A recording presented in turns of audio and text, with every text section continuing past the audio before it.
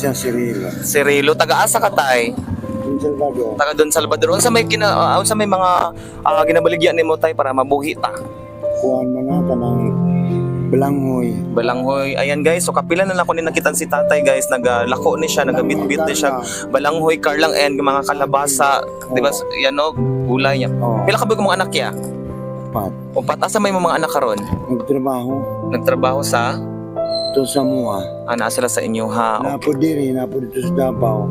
Wow, daghan pero sila ba tay nagahatag sila og suporta sa imo ha? O nag-umaman. Naguma sila, okay. Yan nag-deliver sila o makaon. Ayan guys, no, sige ni si tatay guys, is very kugihan jud guys si tatay. Always yun ako na siya makita na magbaligya ni siya, maningkamot para mabuhi. Tay, okay lang ba si mo tay na muhatag mi karon og ginagmay na financial assistance para sa imo ha? Oo. No, at least para na kay madala karon pa uli, okay lang. Oo. Okay lang, sige tay. Unsa may maingon nimo sa atong mga followers tay na sila karon na nagtabang para makahatag pud mi ginagmay sa imo ha? Salamat sila og sa Dios. Okay, sige tay, tagaan ka na mo tay no. So, tanaw sa dito sa camera tay para makababay ba. Say hi, hello sa ila ha. Ato ang mga camera, atong mga followers. Sige tay, tagaan ta kag malagi nagmay lang tay na kay mauwi sa imong pamilya karon tay, no?